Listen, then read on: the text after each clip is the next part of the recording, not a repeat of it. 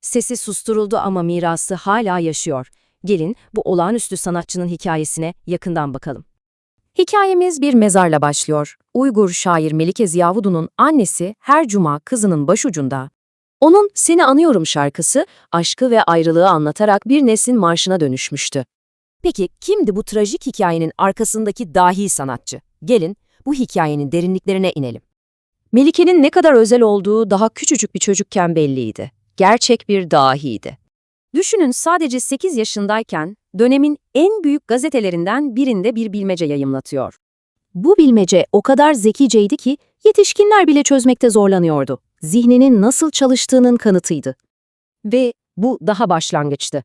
10 yaşında üniversite sınavına girip %98 başarı elde etti yetişkinlerin arasında. 13 yaşına geldiğinde ise artık bir sahne yıldızıydı. Topluluğun en gözde sunucusuydu. Sahneye çıkışı bile olaydı. O daha konuşmadan salon alkıştan yıkılırdı, öyle bir orası vardı. Yazdığı şarkı sözleri zor zamanlardan geçen gençler için adeta birer umut marşına dönüştü. Bu ateşli ruhu kanından geliyordu. Büyük babası ünlü bir Uygur direniş lideriydi. Ama 1960'larda siyasi iklim değişti ve Melike bir anda hedef tahtasına oturtuldu. Yükselişi ne kadar hızlıysa düşüşü de o kadar ani ve acımasız oldu. Sokaklarda boynuna ağır bir yafta asılarak gezdirildi. Suçu burjuvazinin temsilcisi olmaktı. Ve bu aşağılamayı tek başına yaşamadı. Akıl hocası şarkıcı Paşa İşan da yanındaydı. Ama Melike kendisi için ağlamadı. O an akıl hocasının çektiği acıya ağlıyordu. Sorgulamalarda ondan büyük babasını kötülemesini istediler.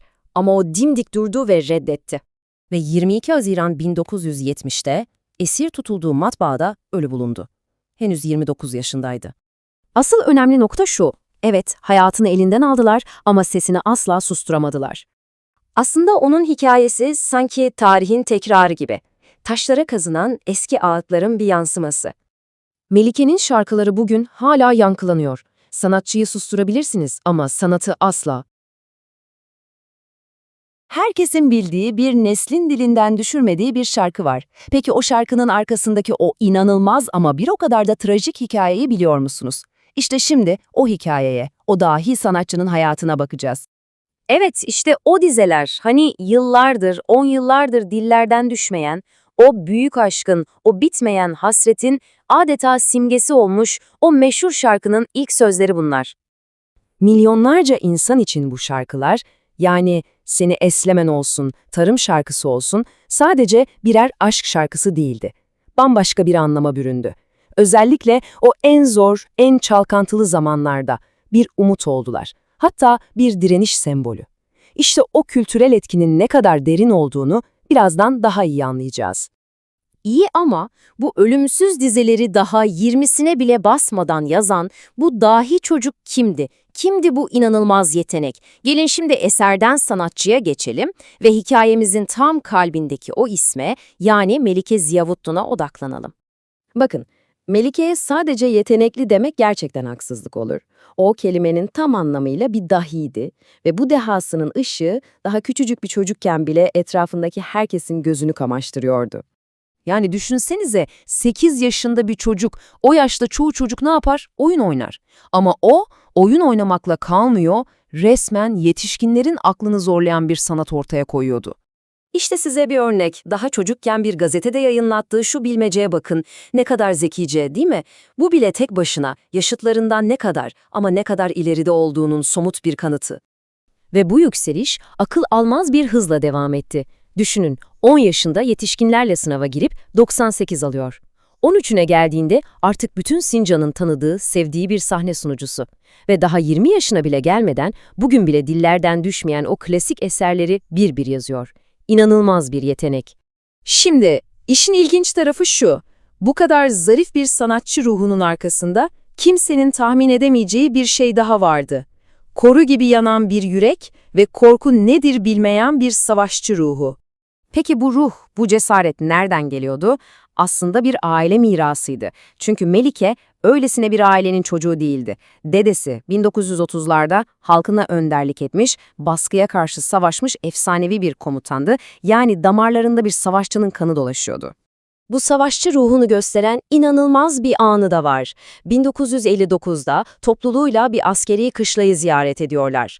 Ortalık top sesleriyle inlerken herkes korkudan irkiliyor ama Melike, o soğukkanlı bir şekilde askerlerin topu nasıl kullandığını izliyor. Sonra bir fırsat bulup topun başına geçiyor, eline 2 mermi veriyorlar ve bam! Hedefi tam 12'den vuruyor. Oradaki askerlerin şaşkınlığını bir hayal edin.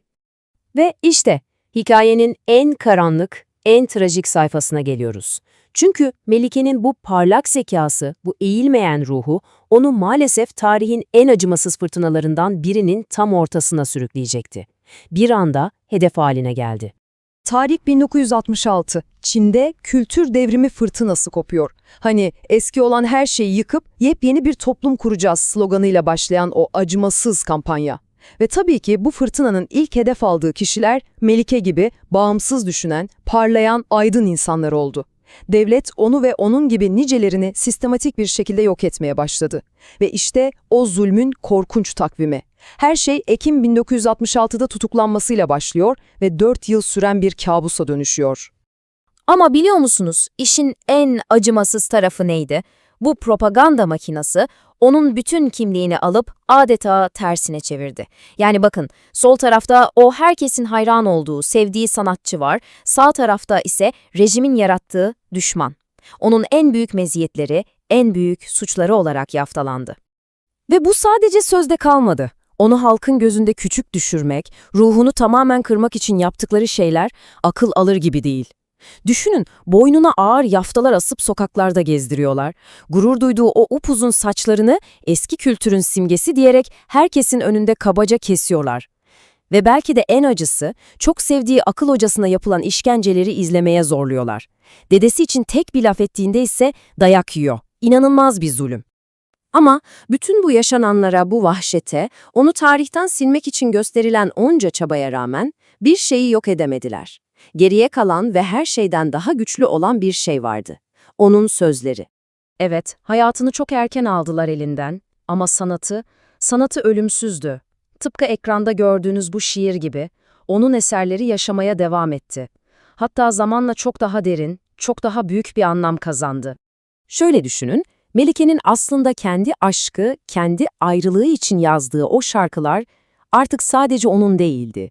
Zulüm gören, sürgün edilen bütün bir neslin ortak sesi oldu. Onların sessiz çığlığı, kederi, umudu haline geldi. Onun hikayesini anlatan bir yazıda alıntılanan şu eski söz aslında her şeyi özetliyor. Bu sadece Melike'nin değil, koca bir neslin çalınan geleceğinin, yok edilen potansiyelinin trajik bir özeti gibi. Ve işte Melike Ziyavudu'nun hikayesi bize bu büyük soruyu miras bırakıyor. Her türlü baskıya, adaletsizliğe rağmen sanat nasıl hayatta kalır? O ölümsüz ruh kendini nasıl nesiller boyu yaşatmayı başarır? Biliyor musunuz? Hani genellikle böyle kayıplardan falan, tarihi figürlerden ya da büyük trajedilerden bahsettiğimizde zihnimizde hemen o devasa anıtlar canlanır ya. Evet, kasvetli devlet törenleri falan. Aynen öyle. Veya işte sokakları dolduran kalabalıklar falan. Yani acının her zaman o kadar gürültülü ve gösterişli olması gerektiğini düşünürüz hep. Kesinlikle haklısın. Yani yaz dendiğinde aklımıza hep o sinematik, yankılanan sahneler geliyor nedense. Sanki acı ne kadar büyükse sesi de o kadar yüksek çıkmalıymış gibi bir beklenti var içimizde. Çok doğru. Ama işte bazen en derin acılar dünyanın en sessiz, hani en göze çarpmayan anlarında gizlidir aslında. Bugün bu derinlemesine incelememize tam da böyle bir anla başlamak istiyorum. Kaynağımızı ilk okuduğumda beni gerçekten sarsan çok dokunaklı bir manzara bu. Neydi o manzara? Ya şöyle bir sahne düşünün siz de. Her cuma günü bir anne kızının mezarını ziyarete gidiyor ama yanında öyle devasa çelenkler falan yok. Sadece küçük, alacalı bir bez torba ve içi su dolu ufak bir çaydanlık var. Çok sade bir görüntü. Aynen. Mezarın başında diz çöküyor, o torbadan çıkardığı yemleri yavaşça etrafa serpiyor. O sırada kuşlar toplanıyor tabii. Anne kuşlara bakarak sadece şu 2 kelimeyi fısıldıyor, kızımın duası için. İnanılmaz ağır bir tablo bu ya. Değil mi? Ve o kuşlar yemleri yerken o sessizliğin ortasında mezara usulca su döküyor. İnsanın boğazını düğümlüyor gerçekten. Yani o kuşların masum cıvıltısıyla bir annenin o sessiz, o içe dönük yası arasındaki tezat, sadece bu detay bile hani aslında ne kadar derin bir kaybın eşiğinde durduğumuzu gösteriyor bize. İşte o sessiz mezarda yatan kişi, bugünkü incelememizin tam merkezinde duran isim. Melike Ziyavudun. Evet, çok önemli bir figür. İnanılmaz derecede yetenekli bir Uygur şairi, efsanevi bir sahne sunucusu ve hani çok geçmeden anlayacağımız üzere silinmez bir kültürel simge kendisi. Kesinlikle. Rehberimiz ise bugün Selime A. Kamal tarafından kaleme alınan Alas, Melike yani Yazık Melike adlı o biyografik metin. Peki biz bugün ne yapacağız? Sadece o mezar taşındaki hüzne falan hapsolmayacağız. Hayır, tabii ki.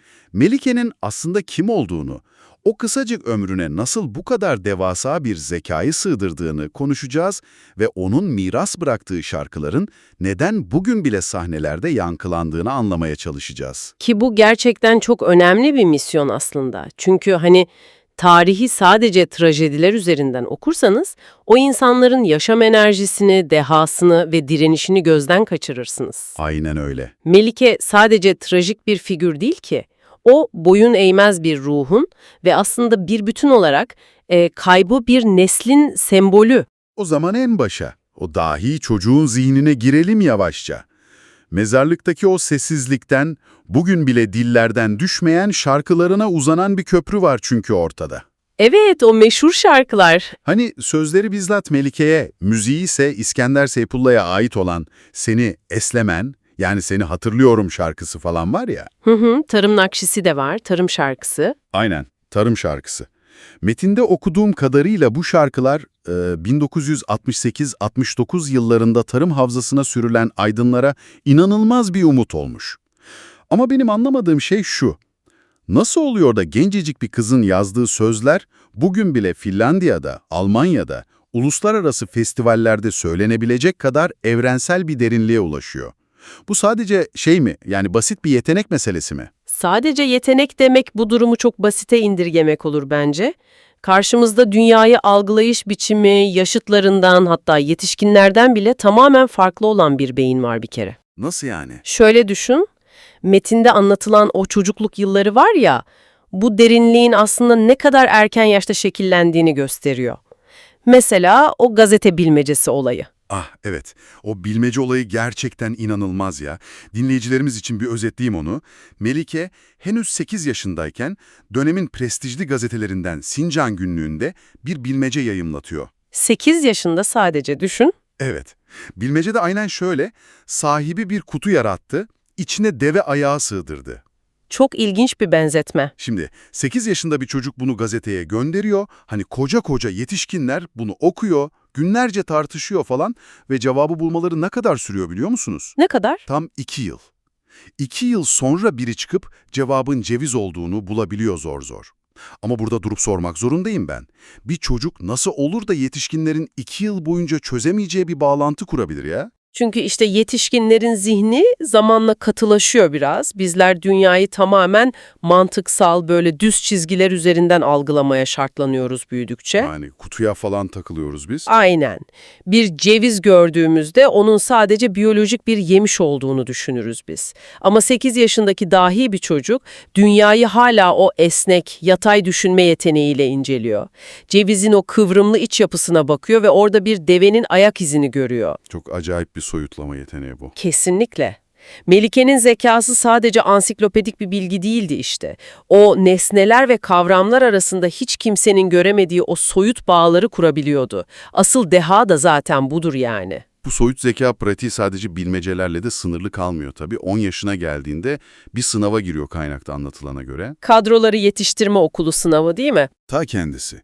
Etrafı tamamen yetişkinlerle, koca koca idari memur adaylarıyla dolu. O küçücük haliyle sınava giriyor ve 100 üzerinden tam 98 puan alıyor. Akıl alır gibi değil gerçekten. Hayır. Ailesi onun geceleri yorganın altında gizli gizli böyle köleler gibi son derece ağır ve dramatik yetişkin romanlarını okuyup notlar çıkardığını anlatıyor metinde. Benim aklıma hemen şu geldi okurken. Ne geldi? Bu hani günümüzde bir ilkokul öğrencisinin evde gizlice sosyoloji tezi yazıp akademik bir dergide yayınlatması gibi bir şey ya. Ama 10 yaşında bir çocuğun yetişkin acılarına, toplumsal travmalara bu kadar ilgi duyması, bu biraz ağır bir yük değil mi gencecik bir çocuk için? Hem de çok ağır bir yük.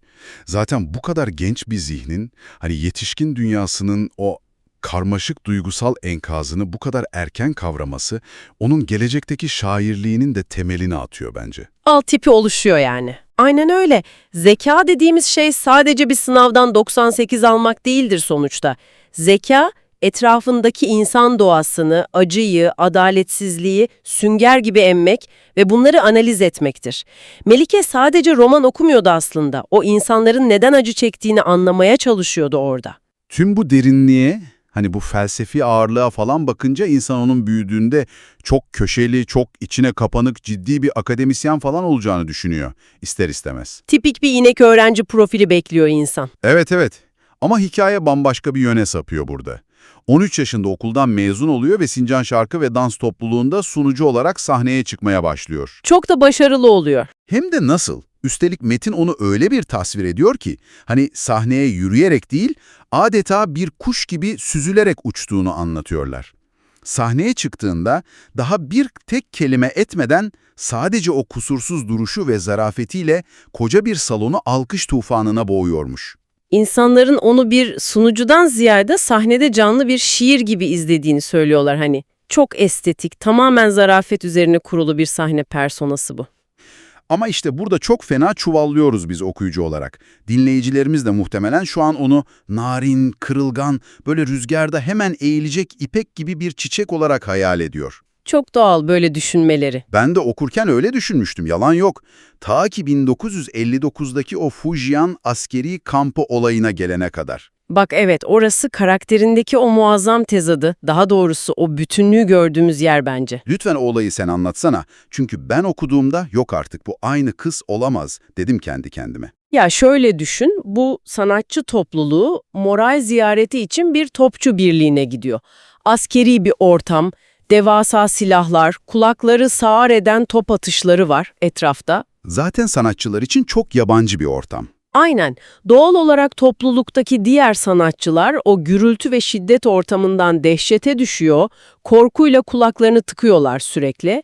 Ama o İpek gibi zarif dedikleri 16 yaşındaki Melike ne yapıyor sence? Ne yapıyor? Asla irkilmiyor bir kere. Gidip o devasa topçu silahını inceliyor.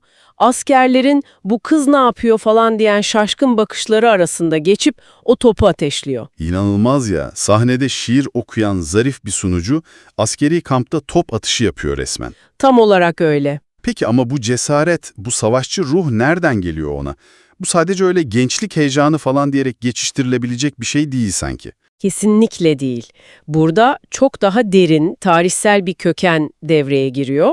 Selima Akamal'ın metninde aktardığına göre ortada çok kritik bir genetik miras var. Nasıl bir miras? Melike, 1930'larda sömürgeci güçlere, özellikle de Şeng Shikai'nin baskıcı yönetimine karşı Kumul'da çok büyük bir ayaklanma başlatan o ünlü Uygur komutanı Hoca Niyaz Hacım'ın torunu bizzat. Yok artık, yani o topun başına geçtiğinde aslında dedesinin kanı konuşuyor bir nevi. Tam olarak öyle işte. Soy ağacı ve kültürel mirasın insan karakterinde nasıl kodlandığının muazzam bir kanıtı bu olay. Toplum onu sadece naif biri sanırken yani. Evet, toplum onu sadece güzel yüzlü, kırılgan bir kız çocuğu sanırken onun içinde sömürüye baş kaldırmış koca bir devrimci komutan yatıyor aslında.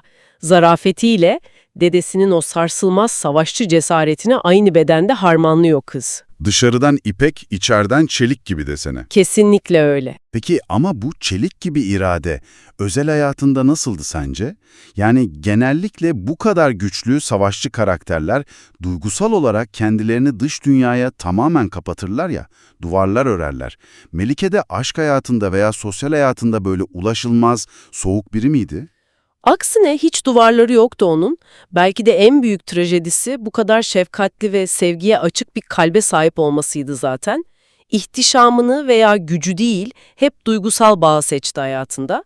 Metindeki o 1964 bahar anekdotu bunu çok iyi özetliyor bence. Ha evet, herkesin o büyük dans partisine gittiği akşam değil mi? Aynen o gece. Ya düşünün, gençsiniz, güzelsiniz, ünlü bir sahne yüzüsünüz. Herkes sizin o gösterişli partide olmanızı bekler doğal olarak. Ama o partiye gitmeyi reddediyor.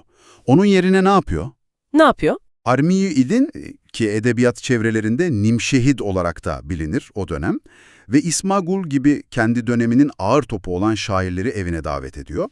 Ve bütün o akşam Alişer Nevai'nin şiirlerini, özellikle de Sultan Hüseyin Baykara'nın ölen eşi için yazdığı o derin, hüzünlü mısraları tartışıyorlar masada. O yaşta bir genç için çok entelektüel bir ortam. Hem de nasıl? Armiye Eli bu genç kızın edebi tutkusundan o kadar etkileniyor ki ertesi sabah ona özel bir şiir yazıp gönderiyor. Ona Sabah Yıldızı ve Yakut diye hitap ediyor şiirde. Çok zarif bir detay bu. Ve bu merhameti sadece edebiyatla sınırlı da kalmıyor, biliyor musun? Nasıl yani? Doğaya ve hayvanlara da taşıyor bunu. Annesini kaybetmiş bir yavru ceylanı evine alıp ona kendi elleriyle bakması falan var kaynakta anlatılan. Bir insanın kalbinin ne kadar yumuşak olabileceğini gösteriyor bu bize. Çok tatlı bir detaymış. Acısına doğru da çekiyor bir yandan. Büyük aşkı, ilk ve tek aşkı. Hani metinde bahsedilen, 1961 yılında o göç dalgasıyla sevdiği adam Sovyetler Birliği'ne, Kazakistan tarafına gitmek zorunda kalıyor. Yalnız ben şunu sormak istiyorum. Bu göç kelimesi bana hep biraz yetersiz geliyor böyle durumlarda. Neden yetersiz geliyor? Yani sanki başka bir şehre taşınmış da araya mesafe girmiş gibi duyuluyor günümüzden bakınca. Kaynakların anlattığı o dönemin şartlarında bu ayrılık tam olarak ne anlama geliyordu aslında? Göç kelimesi gerçekten de bu durumu anlatmak için çok hafif kalır aslında. 1961'deki o hareketlilik, kaynağımızın aktardığı kadarıyla Çin ve Sovyetler Birliği arasındaki o devasa siyasi krizin, yani Sino-Sovyet ayrılığının doğrudan bir sonucuydu. Sınırlar tamamen kapanıyor muydu o zaman? Sınırlar bir anda taşlaştı demek daha doğru. O dönemde o sınırı geçmek, kelimenin tam anlamıyla araya inen bir demir perde anlamına geliyordu. Yani bir gün sevdiğiniz insan sınırı geçiyor ve ertesi gün dünya iki kutba bölündüğü için o insan bir daha asla geri dönemeyecek bir hayalete dönüşüyor. Sadece bir mesafe falan değil, tamamen bir kopuş, siyasi bir kara delik bu bahsettiğimiz. Telefon yok, mektuplar falan da sansürlüdür desin. Tamamen öyle, iletişim sıfıra iniyor. Bir sabah uyanıyorsunuz ve sevdiğiniz insan yeryüzünden silinmiş gibi. İşte Melike, az önce bahsettiğimiz o Ölümsüz Seni Hatırlıyorum şarkısını bu devasa kopuşun, bu mutlak çaresizliğin ortasında yazıyor. Metne göre hayatının geri kalanında başka hiç kimseyle ilgilenmeden sadece o aşka sadık kalarak yaşıyor. Çok büyük bir trajedi gerçekten. Dinleyicilerimize şunu sormak istiyorum ben. Arabanızda giderken radyoda çalan o hüzünlü ayrılık şarkılarını düşünün. Hepimizin favori bir şarkısı vardır ya böyle. Sizin için sadece 4 dakikalık bir duygu patlaması olan o notaların arkasında kim bilir nasıl bir siyasi sınır, nasıl bir enkaz veya ömür boyu süren bir bekleyiş yatıyor. Melike o şiiri sadece kağıda yazmamış ki, bizzat her hücresinde hissetmiş. Sanatın kalıcılığı tam da bu kişisel bedellerden geliyor işte. Melike acısını kelimelere dökerek o sınırı aşmaya, sevdiği adama sesini duyurmaya çalışmış sanki. O şarkı sınırların bölemediği bir çığlık aslında. Çok güzel ifade ettin. Ancak Melike tam da sanatsal ve kişisel kimliğinin bu en olgun, en derin noktasındayken, rüzgar aniden ve çok sert bir şekilde tersine dönüyor. Selime Kamal'ın metninde bu döneme dair çizilen tabloya baktığımızda, bu kültür devriminin başlamasıyla birlikte işlerin ne kadar hızlı kontrolden çıktığını görüyoruz kaynakta. Evet, metnin anlattığı o dönem gerçekten çok karanlık. Melike gibi güzelliği, sanatı ve edebiyatı temsil eden bir figür, kaynakta belirtildiğine göre bir anda burjuvazinin temsilcisi olarak fişleniyor. Metnin bize sunduğu tarihi bağlama göre bu dönemde kitleler tamamen ideolojik bir histeri içine giriyor. Düşün, o sahnede herkesin alkışladığı, gıptayla baktığı kadın aniden sokak afişlerinde iftiralara uğruyor, karalanıyor falan. Ve bu karalama sadece böyle dedikodu seviyesinde de kalmıyor işin kötüsü. Doğrudan bedensel bir saldırıya dönüşüyor. O özenle taradığı, gurur duyduğu uzun saçları, 4 eskiden biri sayılarak sokak ortasında zorla kesiliyor kadının. Çok sembolik bir şiddet bu. Kesinlikle. Ama ben şunu anlamıyorum. Neden saçı? Yani politik bir devrim neden bir kadının saçıyla uğraşır ki bu kadar? Kaynağın da değindiği o 4 eski kampanyası var ya, bunlar eski fikirler, eski kültür, eski adetler ve eski alışkanlıklar olarak tanımlanıyordu metne göre.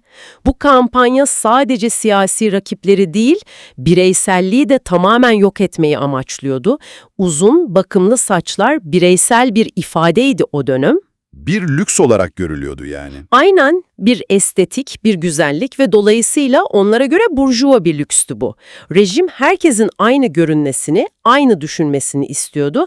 Saçını kesmek sadece bir fiziksel eylem değil, sen artık birey değilsin, devrimin isimsiz bir parçasısın demenin en şiddetli yoluydu aslında. Bu tektipleştirme çabası gerçekten çok korkutucu ya. Daha da kötüsü, metinde okuduğuma göre boynuna ağır tahtalar ve tel askılar asılarak sokaklarda teşhir ediliyor. Tam bir psikolojik linç, hani kelimenin tam anlamıyla bir sokak zorbalığı bu. Kesinlikle öyle. Ama metinde okuduğum ve beni şahsen en çok yıkan sahne, uluslararası alanda ödüller almış o efsanevi şarkıcı Paşa İşan'a yapılanlar oldu. Ah evet, o sahne. Sistemin kültürel hafızayı nasıl yok etmeye çalıştığının en acı kanıtı o bence. Düşünsenize ya, Paşa İşan gibi dev bir sanatçının o güzelim saçlarını kesiyorlar. Rengarenk eski bez parçaları bağlayıp onu bilinçli olarak bir şeytan veya cin gibi gösteriyorlar halka. Sokakta yürütüp ellerine vurarak "Ben sarı şarkılar söyledim, ben cinim" diye bağırmaya zorluyorlar kadını. İnanılmaz bir aşağılama bu. Evet. Sarı şarkılar dedikleri de muhtemelen aşk, sevgi gibi tamamen insani duyguları anlatan eserler. Melike bu haksızlığa, o ustasına yapılan bu akıl almaz zulme dayanamayıp orada gözyaşlarına boğuluyor. Şunu sormak istiyorum ben sana. Dünyanın neresinde veya tarihin hangi döneminde olursa olsun, kaynağımızdaki gibi bu tarz toplumsal histeriler veya otoriter yapılar neden her zaman ama her zaman ilk olarak sanatçıları, şairleri, kültürel figürleri hedef alır sence? Bir kadın şair neden bir tanktan daha büyük bir tehdit olarak algılanır ki? Çünkü sistemler kitlelerin bedenlerini bir şekilde kontrol edebilirler ama sanatçılar kitlelerin duygularına ve zihinlerine hükmederler her zaman. Bir şair tek bir mısrayla milyonlarca insana biz insanız, acı çekiyoruz, sevebiliyoruz ve özgür olmalıyız hissini verebilir anında. Bu da sistemin en korktuğu şeydir muhtemelen. Tam olarak öyle. Otoriter yapılar kitlelerin bağımsız hissetmesini istemez ki, itaat etmesini ister. Güzellik, zarafet ve kültürel hafıza insan ruhunu özgürleştiren şeylerdir çünkü. Melike'nin sahnede o kuş gibi süzülüşü bile sistemi rahatsız eden bir özgürlük gösterisidir özünde. Bu yüzden ilk olarak onları, yani toplumun duygu pınarlarını kurutmaya çalışırlar hep. Çok mantıklı gerçekten. Ama işte yazarın da harika bir şekilde detaylandırdığı gibi sahneleri, o uzun saçları ve özgürlüğü elinden alınsa bile, hatırlıyor musun az önce konuştuğumuz 16 yaşındaki o topçu, silahını ateşleyen kızı? Evet, o cesur anı. Hoca Niyaz Hacım'dan miras kalan o devrimci kan. İşte o kanı asla teslim alamıyorlar. 14 Ekim 1966'da tutuklanıyor Melike. O tutukluluk sürecinde sorguda yaşananlar falan var metinde aktarılan. Ondan dedesi hakkında o bir hayduttu demesini, yani kendi kimliğini tamamen reddetmesini istiyorlar. Herkes o kırılgan sanatçının korkup itirafçı olmasını bekler değil mi o an? Kesinlikle sistemin istediği de tam olarak budur zaten. İradenin kırılması ve kendi geçmişine, köklerine ihanet edilmesi, ama Melike bunu reddediyor. Reddetmekle kalmıyor ki. Kendisini sorgulayanlara karşı dimdik durup ağzını kapa diye bağırıyor yüzlerine. O sömürüye karşı savaşan bir komutandı diyerek dedesinin mirasını haykırıyor o sorgu odasında. O gür sesli, sahnede harikalar yaratan, kusursuz diksiyonuyla şiirler okuyan ağzına, metinde yazdığına göre teller sokularak dudakları kanayana kadar işkence ediyorlar. Ve bu işkenceyi yapan kişi, bu sistemi kendi intikamı için kullanan kişi Kim biliyor musunuz? Zamanında Melike'ye ilgi duyan ama Melike'nin haklı olarak reddettiği Poku Pok lakaplı o bilet satıcısı adam. Bu çok çarpıcı bir detay.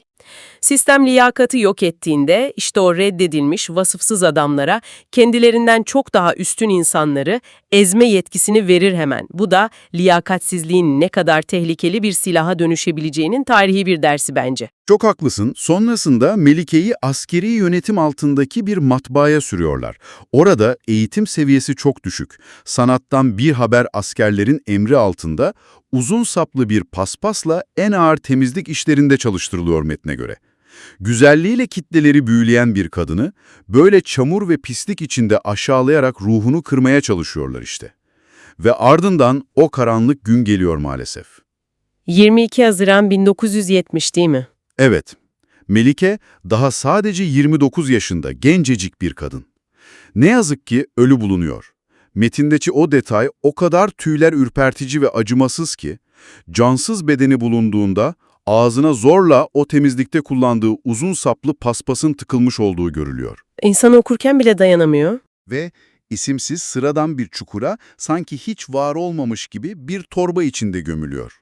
Hatta o evinde ağırladığı, hani o çok saygı duyduğu ustası Armiye İli'nin de benzer bir kaderi yaşadığını, bir mısır tarlasında köpeklerin önüne atıldığını okuyoruz kaynakta. Ya bu nasıl bir nefrettir Allah aşkına? Şiddetin dili ve o korkunç sembolizmi işte buradadır aslında. Ağzına o paspas sapının tıkılması tesadüf falan değildir. Nivai'nin şiirlerini okuyan o ağız, o ölümsüz şarkıları söyleyen o eşsiz ses, kaba bir paspas sapıyla susturuluyor resmen. Evet, yazarın da orada sentezlediği gibi bu sadece gencecik bir kadının öldürülmesi değildir. Bu cinayet bir sesi, bir kültürü, Uygur aydınlanmasının o en parlak neslini kökünden kazıma çabasıdır tamamen.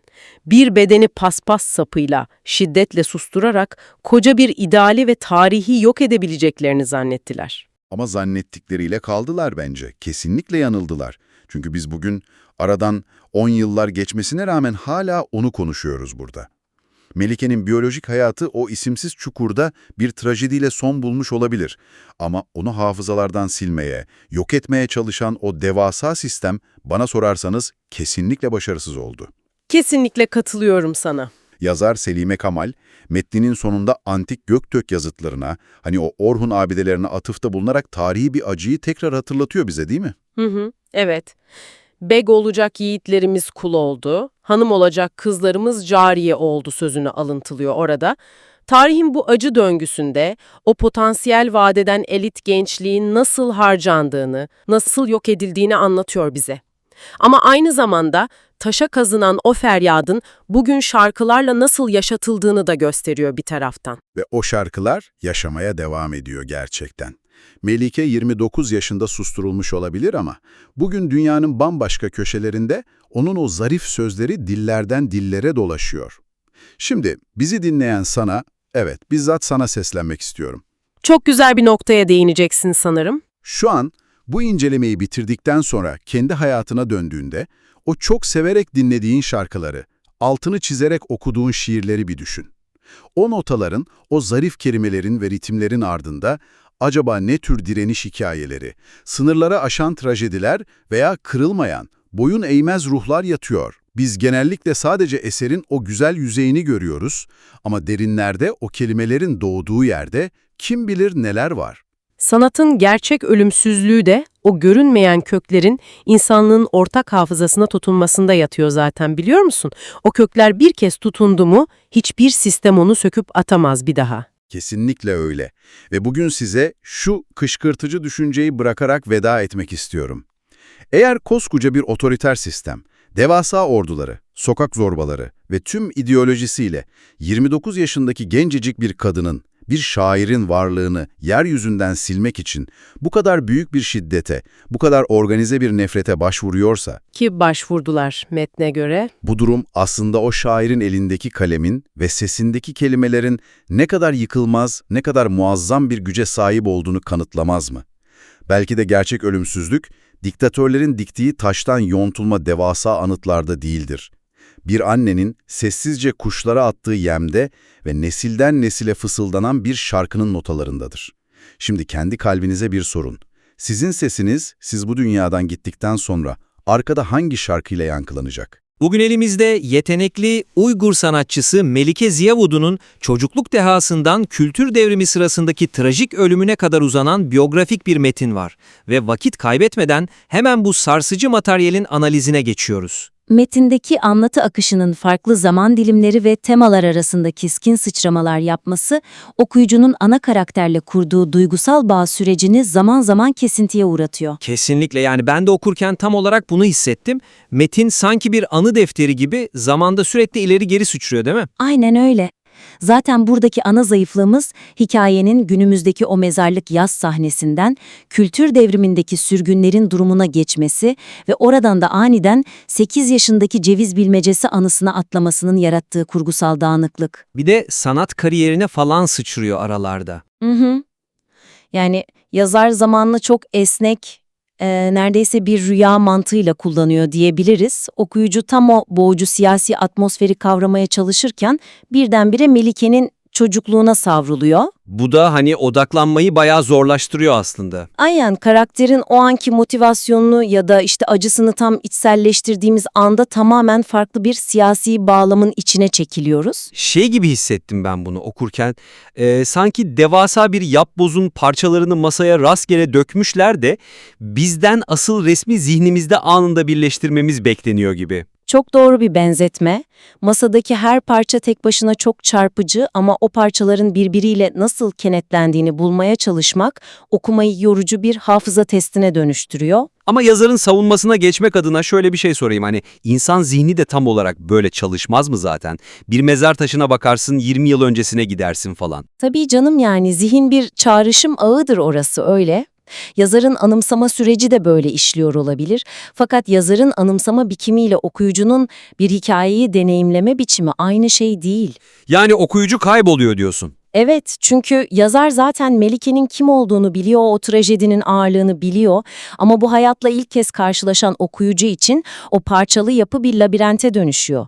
Bu durumu iyileştirmek için anlatıyı daha tutarlı bir kronolojik sıraya oturtmak veya baştaki mezar sahnesini tüm metni bir arada tutan güçlü bir çerçeve olarak kullanmak gerekiyor.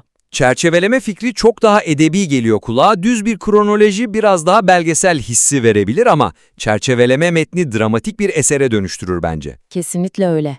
Peki bu mimariyi somutlaştırabilir miyiz? Yani pratik olarak nasıl yapacak bunu yazar? Şöyle somutlaştırayım. Örneğin metne doğrudan o açılışla annenin cuma günleri mezara su döküp kızım için diyerek kuşlara yem vermesiyle başlanabilir. Bu inanılmaz güçlü bir imge. Evet, çok sarsıcı bir başlangıç olur. Hemen ardından bu sessiz mezarın altında nasıl bir dehanın yattığı sorusu üzerinden Melike'nin o parlak çocukluğuna geçiş yapılabilir organik bir şekilde. Şincan gazetesine gönderdiği bilmece falan oraya girecek değil mi? Aynen. 10 aşında yüksek puan aldığı o sınav falan. Okuyucu o dahi çocuğun eninde sonunda o mezara gireceğini bilerek okuyacak bu bölümleri. Bu kurgusal tercih neşeli çocukluk anılarına bile çok derin bir melankoli katar. Anladım, yani dramatik ironi yaratılmış oluyor. Tam olarak bu. Ardından anlatı sırasıyla sanat hayatına, askeriyedeki atış yeteneğine, ilk aşkının Kazakistan'a gidişine doğru kendi doğal nedenselliği içinde ilerler. Okuyucu o küçük kızın nasıl adım adım o zarif balerine ve sonunda trajik bir kurbana dönüştüğünü görür. Ve en sonunda da tekrar o ölüme ve mezar başına döneceğiz herhalde. Evet, 1970'teki o karanlık ölümle yüzleşilir. Metnin en sonunda da kamera yeniden günümüze o annenin çaresizliğine çevrilerek metin çarpıcı bir şekilde kapatılır. Çember tamamlanmış olur yani. Ya bu bahsettiğin yapı gerçekten de okuyucunun ensesinde o gerilimi hissetmesini sağlar. Attığı her adımda o sona yaklaştığını bilir. Aksi takdirde şu anki halinde olduğu gibi dramatik ivme kendi kendini baltalıyor. Kesinlikle. Yani hikayenin akışını sadece olayların sıralanması olarak düşünmemeliyiz. Bu aynı zamanda okuyucunun karakterin iç dünyasına girişini de kontrol ediyor. Ama ivmeyi düşüren tek unsur zaman sıçramaları değil. Metnin iç dokusuna indiğimizde başka bir zayıflık daha var. Tam olarak ben de o iç dokudan, yani Melike'nin o sanatsal üretimlerinden, uzun alıntılardan falan bahsedecektim. Sanırım o da ritmi bozuyor. Uzun şiir ve şarkı sözü alıntılarının metin içinde tam liste halinde verilmesi, biyografik anlatının ilerleyiş hızını ve dramatik ivmesini düşürüyor. Yani bu uzun alıntıları okurken sanki böyle biyografik bir belgesel izlerken aniden uzun bir müzik klibi arasına girmişiz gibi bir his oluşuyor bende. Çok doğru bir tarif. Zayıflık tam olarak o blok metinlerin yarattığı durağanlıkta yatıyor. Okuyucu tam Melike'nin hikayesine, o siyasi baskılara odaklanmışken sayfayı kaplayan şiirlerle karşılaşıyor, bütün kıtalarıyla. Seni Eslimen şiiri falan tam sayfa verilmişti değil mi? Evet, veya o ceviz bilmecesinin tamamı mesela. Bu durum okuma akıcılığını ve hikayenin odak noktasını zedeliyor. Okuyucunun zihni eylemden kopup birdenbire edebi analiz moduna geçmek zorunda kalıyor. Odak noktası karakterin trajedisinden çıkıp kafiye düzenine kayıyor yani. Aynen öyle. Ama yazarın niyetini de anlamak lazım bence burada. Yani Melike bir şair, bir sanatçı. Yazar da onun dehasını göstermek için kendi kelimelerine tamamen dokunmadan vermek istemiş olamaz mı? Tabii ki yazarın niyeti o. Yani eğer şiirleri kesersek Melike'nin sesini kısmış olmayız değil mi? Bak bu çok önemli bir nokta.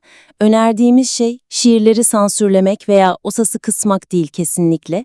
Bu durumu iyileştirmek için bu sanatsal üretimlerin tamamını blok metinler halinde vermek yerine sadece en can alıcı mısraları alıp anlatının dokusuna entegre etmek anlatıyı çok daha güçlü ve odaklı kılacaktır. Entegre etmek dedin. Bu kısmı biraz daha açalım istersen. Yani metnin akışını durdurmadan o şiirleri hikayeye nasıl enjekte edeceğiz? Somut bir örnekle açıklayabilir misin? Tabii, mesela 1961'de ilk aşkının Sovyetler Birliği'ne gitmesi üzerine yaşadığı acı anlatılıyor metinde. Şu anki halinde hemen ardından Seni Eslimen şiiri alt alta sıralanmış. Bunun yerine bu hüznü hikayenin içine yedirebiliriz. Nasıl kuracağız o cümleyi peki? Şöyle bir şey olabilir, mesela yazar araya girip o dönemde hissettiği hüznü kağıda dökerken "Sen gittin ben kaldım nehir boyunda" mısralarını yazmıştı şeklinde bir anlatımla hikayenin içine yedirebilir bunu. Anladım.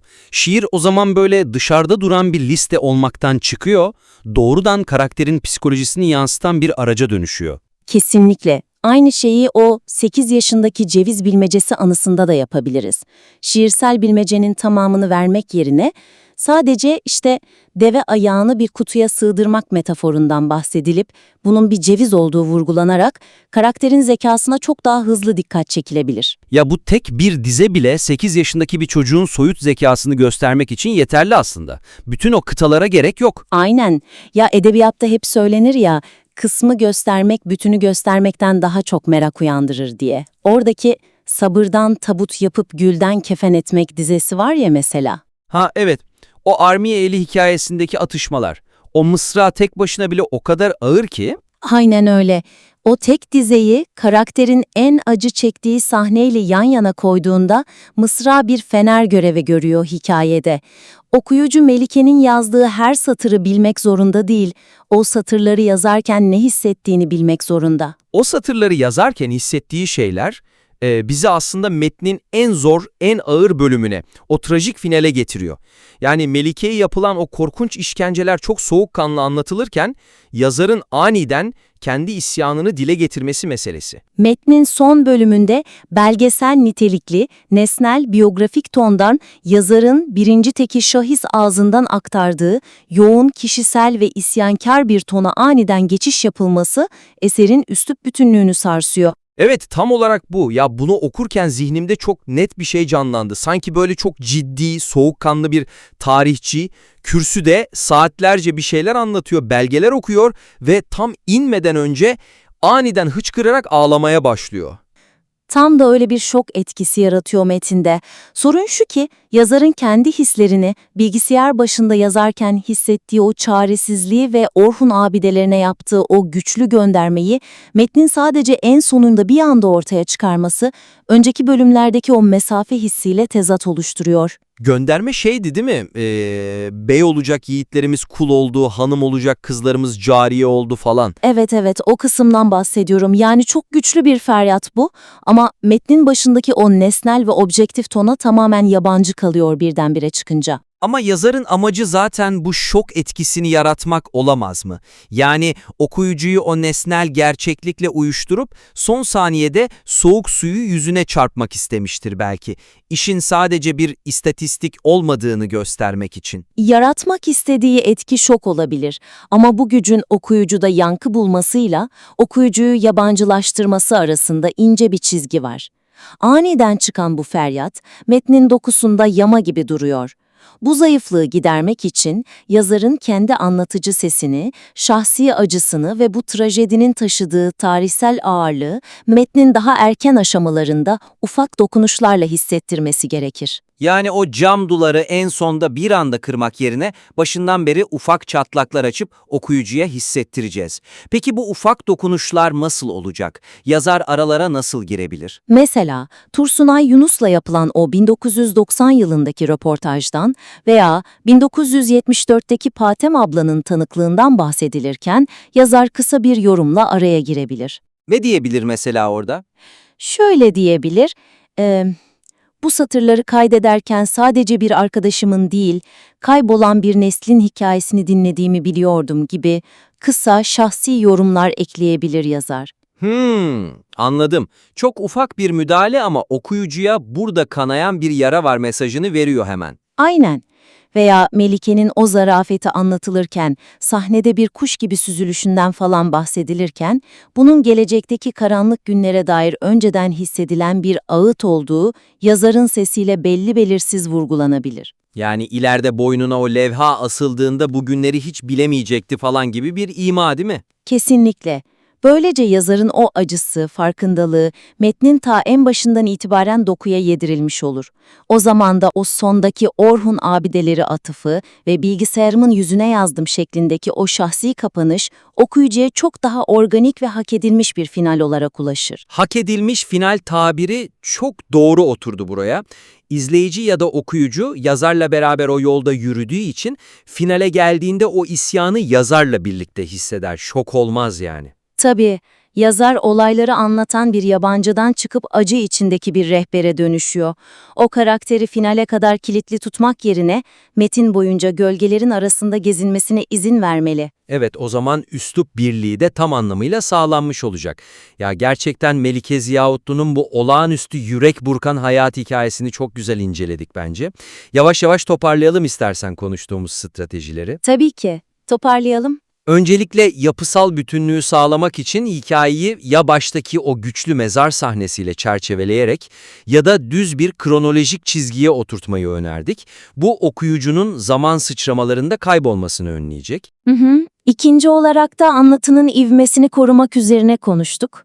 O uzun sayfalarca süren şiirleri bloklar halinde vermek yerine en çarpıcı mısraları cımbızlayıp doğrudan anlatının iç aksiyonuna entegre etmenin çok daha etkili olacağını belirttik. Şiirler metini durduran levhalar değil, hikayeyi aydınlatan fenerler olmalı dedik orada. Ve son olarak da o ton ve üslup dengesinden bahsettik. Kapanıştaki o devasa kişisel isyanın havada kalmaması için anlatıcının kendi sesini ta en başından itibaren küçük damlalar halinde metne sızdırması gerektiğini konuştuk. Aynen öyle. Yazarımız zaten duygusal ve tarihi olarak bu materyale inanılmaz derecede hakim. Tek yapması gereken bu ufak editoryal kararlarla o duyguyu okuyucuya geçirecek kanalları açmak. Yazarın metinle kurduğu bağ gerçekten her cümlede hissediliyor. O bağı okuyucuya en vurucu haliyle geçirmesi için birkaç araca ihtiyacı vardı, onları da verdik sanırım. Evet, umarım faydalı olur bu geri bildirimler. Yazarımıza bu kıymetli cesaret isteyen çalışmasını bizimle paylaştığı için çok teşekkür ediyoruz.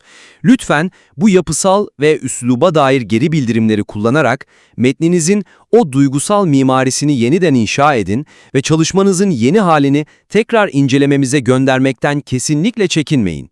Kesinlikle bekliyoruz yeni versiyonunu. Bu hikayenin daha da güçlenmiş halini okumak ve üzerine sohbet etmek için sabırsızlanıyoruz. Bir sonraki incelememizde görüşmek üzere. Görüşmek üzere. Fikri Mübadele'ye hoş geldiniz. Genelde tarihi bir figürü anarken hani onun geride bıraktığı devasa eserleri, yıktığı imparatorlukları falan konuşuruz ya.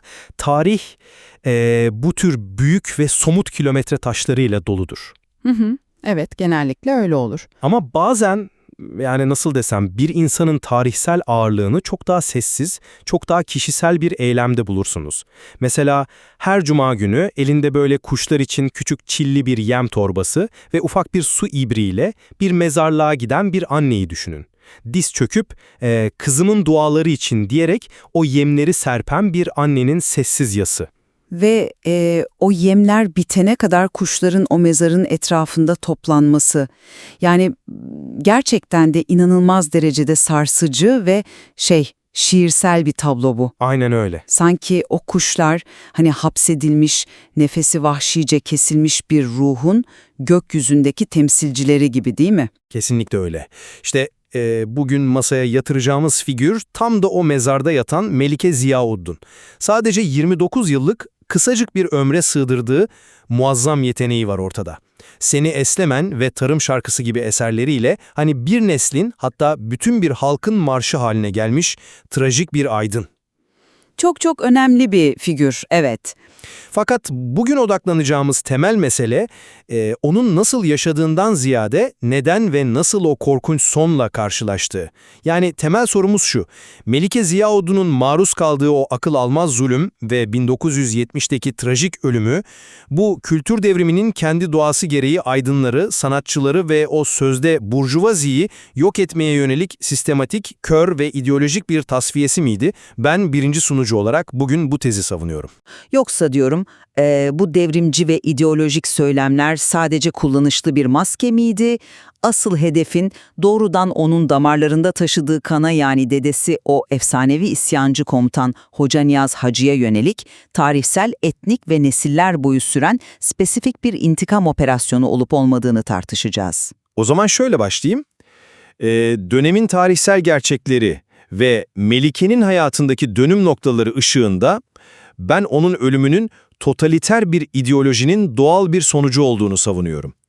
Yani Melike'nin dehası, o benzersiz sanatçı kimliği ve entelektüel duruşu, anti-entelektüel bir dönemin paranoyak çarkları tarafından kaçınılmaz olarak ezildi. Yani sırf aydın olduğu için mi? Evet, tam olarak öyle. O cehalet fırtınasının merkezine tam da aydınlandığı ve etrafını aydınlattığı için çekilmişti. Anlıyorum ama ben bu trajedinin salt bir sınıf veya aydın tasfiyesi çerçevesine sığdırılamayacağını savunuyorum. Şöyle ki, ortada tarihi bir kan davası vardı. Kültür devrimi, hani bu spesifik infazı meşrulaştırmak, etnik ve genetik bir liderlik potansiyelini yok etmek için sahneye konan bürokratik tiyatrodan ibaretti bence. Peki o zaman olaylara benim durduğum yerden bir bakalım. Melike Ziauddin'in hikayesi bence totaliter rejimlerin sanata ve entelektüel kapasiteye duyduğu o derin korkunun, yani kusursuz bir örneğidir. Olayların gelişimine bir baktığımızda cezalandırma yöntemlerinin tamamen sembolik ve ideolojik olduğunu görüyoruz. Hangi yöntemlerden bahsediyorsunuz? Mesela, hani boynuna asılan ağır tahtadaki o burjuvazinin temsilcisi ibaresi, bu meselenin sınıf mücadelesi konseptiyle nasıl çerçevelendiğini gösteriyor. Sahneye çıkmadan önce özenle taradığı o uzun saçlarının sokak ortasında zorla ve darmadağınık kesilmesi kesinlikle tesadüf değildi. Biliyorsunuz, rejimin o meşhur 4 eski kampanyası vardı. Eski adetler, eski kültür, eski alışkanlıklar ve eski düşüncelerin yok edilmesi kampanyası. Evet, biliyorum. Tam olarak bu işte. Rejim, toplumu sıfırdan inşa etmek için geçmişe dair her türlü estetik ve kültürel bağı koparmak zorundaydı. Melike'nin uzun saçları, o zarif duruşu, rejim için bu eski estetiğin, bireyciliğin ta kendisiydi. Yani saçlarını kesmek, bireyin devlete teslimiyetinin fiziksel bir göstergesiydi. Tabii bu çok klasik bir boyun eğdirme taktiği. Sadece bu da değil ama. Sokaklarda teşhir edilirken ona yöneltilen en büyük suçlama neydi? Sarı şarkılar söylemek. Dinleyicilerimiz için bunu biraz açalım isterseniz. Devrimci Çin'de devlete, partiye veya devrime değil de böyle bireysel duygulara, aşka, melankoliye hitap eden her eser sarı, yani yozlaşmış ve rejimi içten içe çürüten pornografik bir tehdit olarak etiketleniyordu. Doğru, evet. Rejimler sanattan korkarlar çünkü sanat kitleleri dikey olarak devlete değil, yatay olarak birbirine bağlar.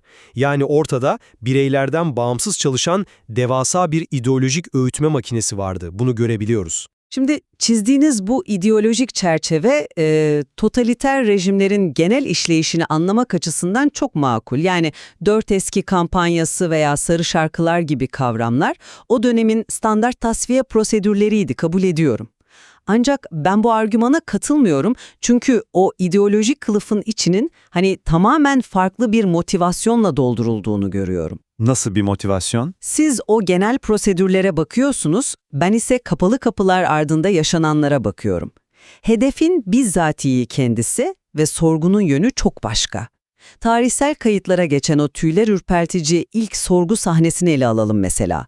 Tarih 14 Ağustos 1966. Evet, o ilk tutuklanma anı. Aynen. Melike tutuklanıp hücreye alındığında karşısındaki sözde devrimcilerin ona sorduğu ilk soru "Neden sarı şarkılar söylüyorsun?" veya "Şiirlerinde kitlelerin nasıl kışkırttın?" değildi. Ona sorulan ilk ve en yakıcı soru çok netti. "Sen Hoca Niyaz'ın torunusun, değil mi?" Bakın, bu devasa bir odak kaymasıdır. Yani orada bir hedef şaşırtma mı var diyorsunuz? Hedef tahtasına sanat değil, doğrudan kan bağı oturtulmuştur diyorum. Dahası sorguda ona haydut tohumu denmesi, dedesinin büyük bir isyancı komutan olarak hedef alınması çok kritik. Melike dedesinin hatırasını savunduğunda ağzına kalın bir tel sokularak çenesi kanayana kadar işkence ediliyor. Yani bu eylem estetik bir sanatçıyı ehlileştirme çabası olamaz. Çok ağır bir şiddet, haklısınız. Bu, geçmiş nesillerin intikamını gelecek nesilden alma stratejisidir resmen.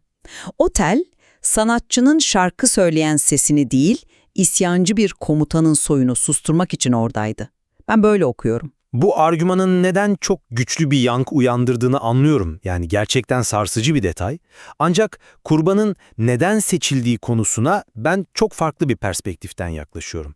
Sizin kan bağı teziniz bence kültür devriminin doğasını fazla rasyonelleştiriyor. Ne anlamda rasyonelleştiriyor? Şöyle bir analojik kuralım.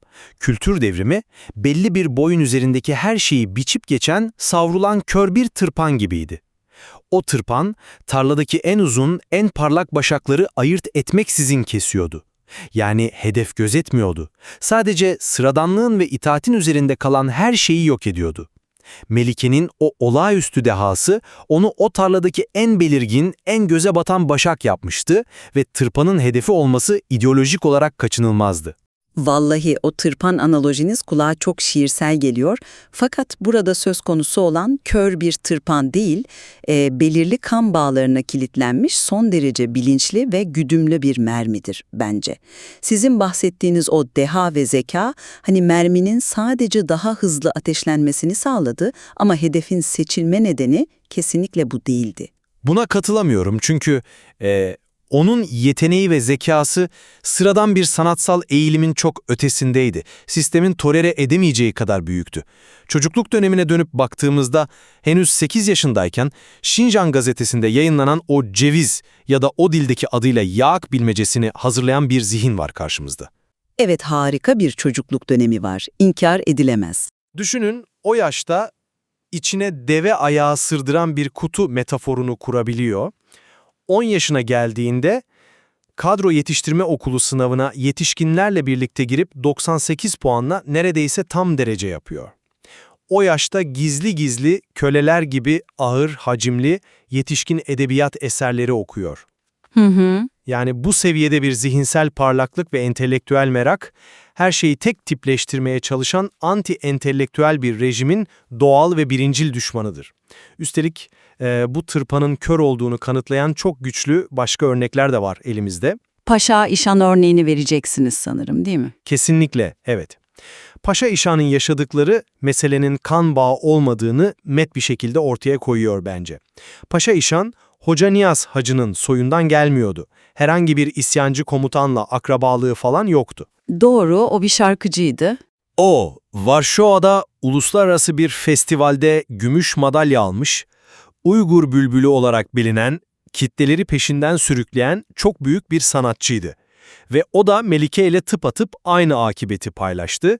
Saçları darmadağınık kesildi, eline bir leğen tutuşturuldu ve sokaklarda "Ben şeytanım, ben cinim, ben sarı şarkılar söyledim" diye bağırarak hani kitlelerin önünde kendini aşağılamaya zorlandı.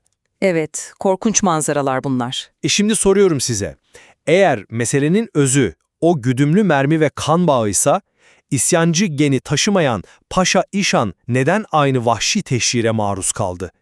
Demek ki asıl düşman soy ağacı değil, bağımsız, entelektüel ve kitlelere ilham veren sanatsal kimlikti. Paşa İşan'ın yaşadıkları elbette korkunç bir ideolojik zulümdür. Bunu kesinlikle inkar etmiyorum. Ancak kamusal teşhir ile kapalı kapılar ardındaki karanlık odalar arasında devasa bir mekanizma farkı vardır. Yani sokakta saç kesip leğen çaldırmak rejimin dışarıya verdiği mesajdır. Kitleleri korkutmak için sahnelenen bir sokak tiyatrosudur aslında. Sokak tiyatrosu mu? Evet, asıl gerçeği hani o kapısına kilit vurulmuş hücrelerde buluruz. Paşa İşan sokakta aşağılandı, doğru. Ama Melike o karanlık hücreye çekildiğinde işkencenin spesifik odak noktası tamamen değişti. Odakta onun okuduğu kitaplar yoktu. Odakta doğrudan Hoca Niyaz Hacı vardı.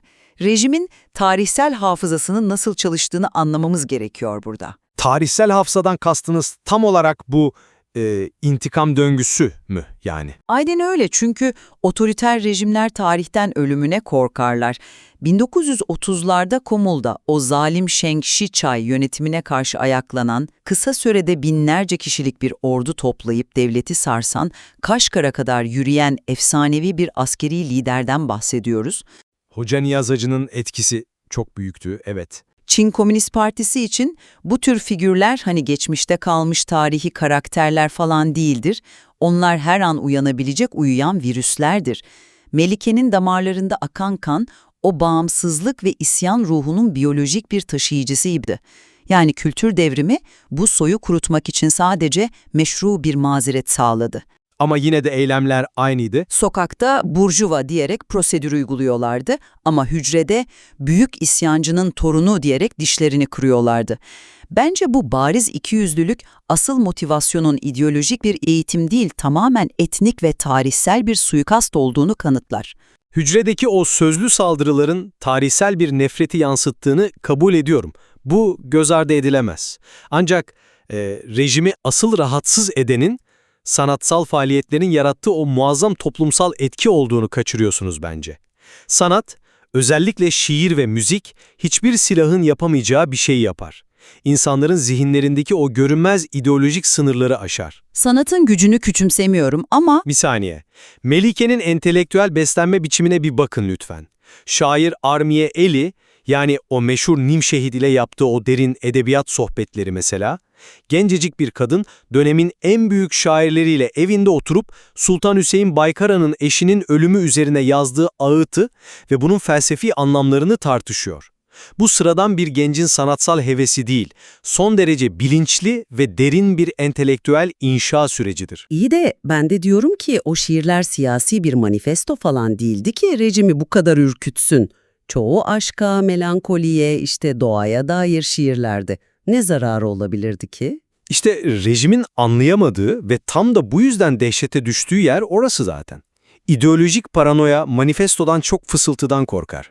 En bariz örneği Seni Eslemeyin şiiri, biliyorsunuz.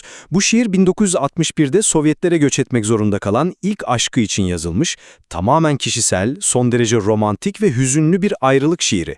Siyasete dair tek bir satır bile yok. Evet, tamamen lirik bir eser. Ancak bu şiir İskender Seyfullah'ın bestesiyle birleştiğinde kitlelerin kalbine öyle bir dokundu ki gençler arasında kelimenin tam anlamıyla bir kasırga kopardı.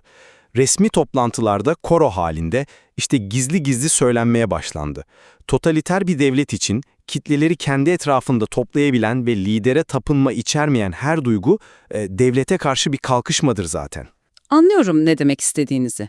Dahası var, onun sahnedeki o büyüleyici aurası.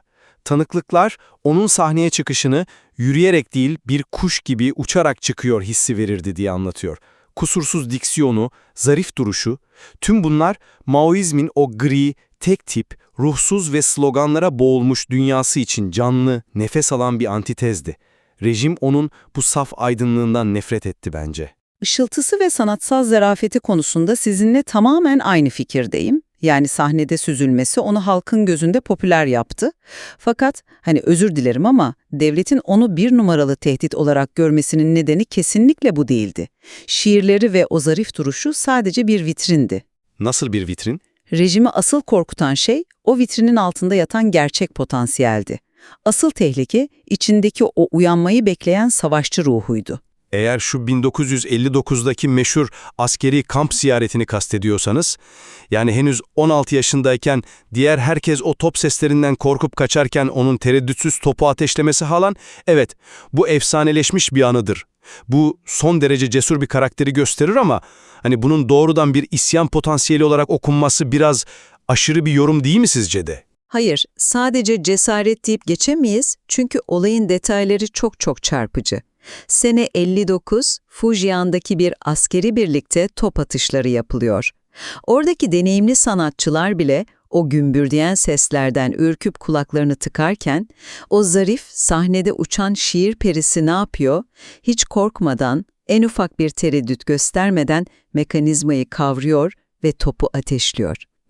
Evet, büyük bir cesaret örneği. Üstelik bunu öylesine bir soğukkanlılık ve doğal bir içgüdüyle yapıyor ki oradaki profesyonel askerler bile bu Uygur kızının askeri yatkınlığı karşısında şok oluyorlar. İşte rejim ondan bu yüzden korkuyordu. Karşılarında sahnede melankolik şiirler okuyan kırılgan bir kız yoktu sadece. O silahın başına geçtiğinde ecdadından miras kalan o komutanlık geniyle hareket eden bir lider adayı vardı. Onların gözünde o, sadece yanlış bedende ve yanlış zamanda doğmuş bir hoca niyazdı. Bu olayın sembolik gücünü ve cesaretini kesinlikle reddetmiyorum. Ama hayatının son dönemine, ölümünden önceki o karanlık aylara bir baktığımızda, meselenin devlet ile isyancı genler arasında bir savaştan ziyade, organize bir cehaletin akla ve bilime karşı yürüttüğü ideolojik bir yok etme savaşına dönüştüğünü görüyoruz. O sanaylar zaten tam bir kabus, onu biliyoruz. Ama bu cehalet savaşı argümanınızı nasıl temellendiriyorsunuz tam olarak? Şöyle, hapsedildiği yeri ve o mekanı yönetenlerin profilini bir inceleyelim. Melike, o dönem Jungsui olarak bilinen yapıların kontrolüne geçen Shinhua Matbaa Fabrikası'na hapsediliyor. Jungsui dediğimiz şey nedir?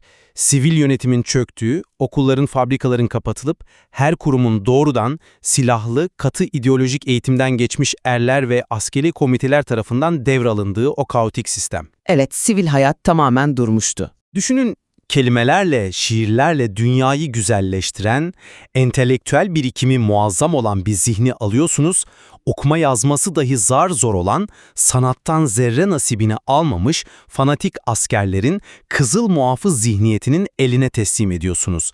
Onu orada ne yaptırıyorlar peki? Sahnelerde kitleleri büyüleyen o kadına uzun saplı bezlerle o cahil askerlerin koğuşlarını, tuvaletlerini temizletiyorlar. Gerçekten korkunç bir aşağılama. Amacı sadece kan davası gütmek olan bir rejim, kişiyi doğrudan infaz ederdi. Ama ona tuvalet temizletmek, zihniyetini kırmak içindir. Aydınlanmaya, sanata ve estetiğe karşı lümpenliğin ve ideolojik cehaletin gövde gösterisidir bu aslında. O bahsettiğim kör tırpan, en uzun başağı sadece kesmemiş, onu çamurun içinde bilerek ezmiştir. O aşağılamanın dozu ve sanata duyulan o lümpen kin konusunda size tamamen hak veriyorum. Orada entelektüel olana karşı korkunç bir hınç var, bunu inkar etmiyorum. Ve dahası da var, bitmedi.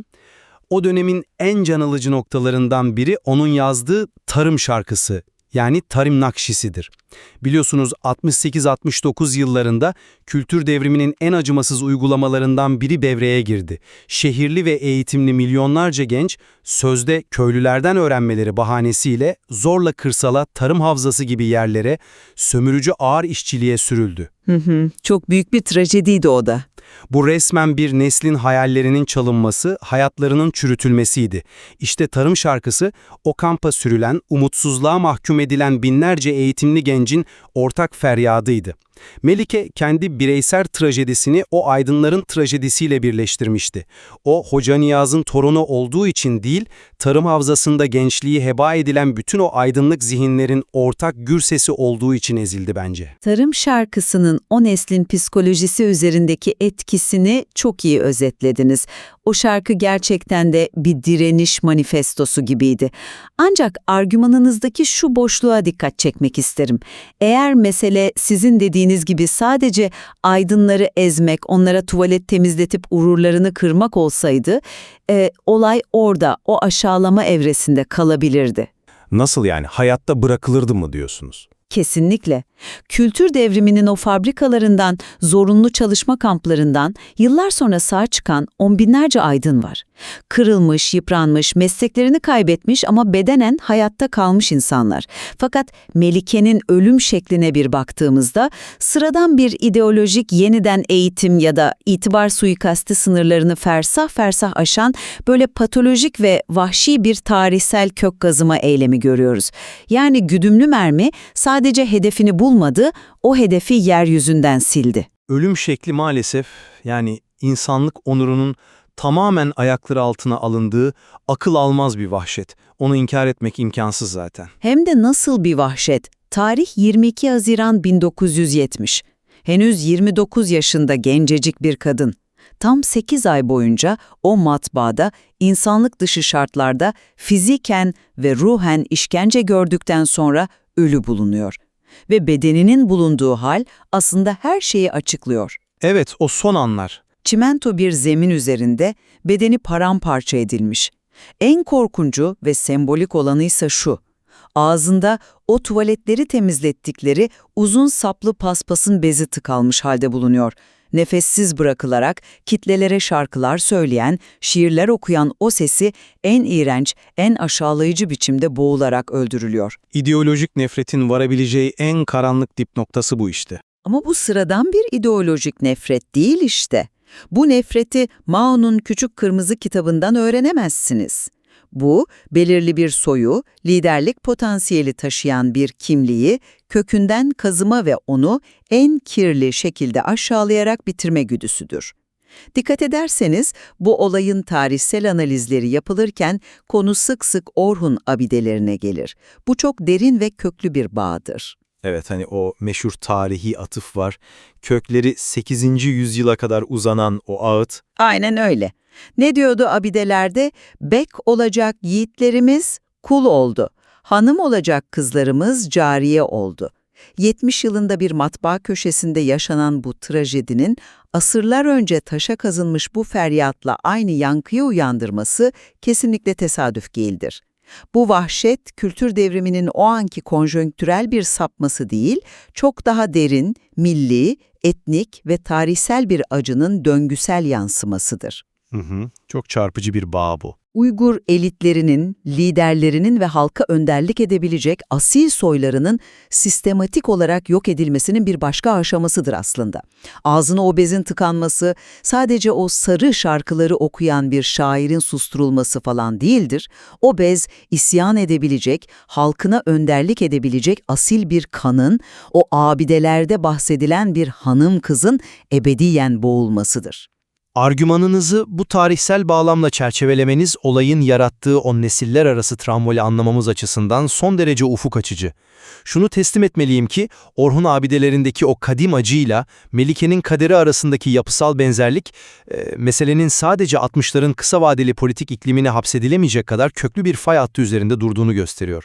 Belki de kültür devrimi denilen o ideolojik fırtına, otoriter devlet aklının asırlardır süren asimilasyon ve elitleri yok etme reflekslerinin sadece o döneme özgü, Marksist terminolojiyle yeniden yazılmış bir kılıfıydı.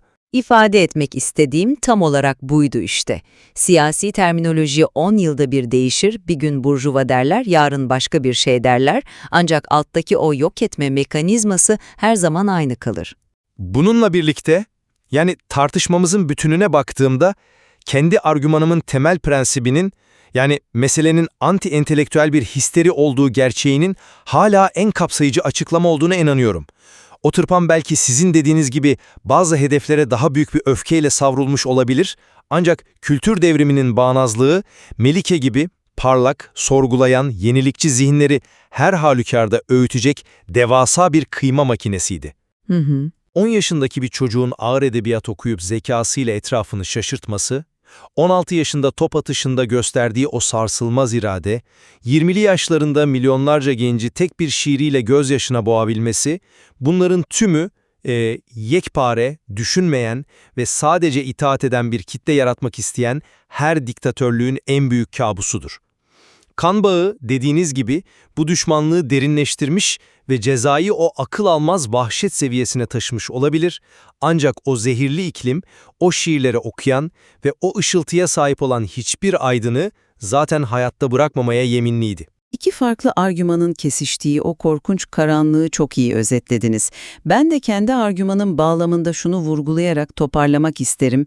Devletlerin uyguladığı kitlesel şiddet genellikle kendisini ideolojik erdemlerin, böyle büyük kurtuluş teorilerinin arkasına saklar.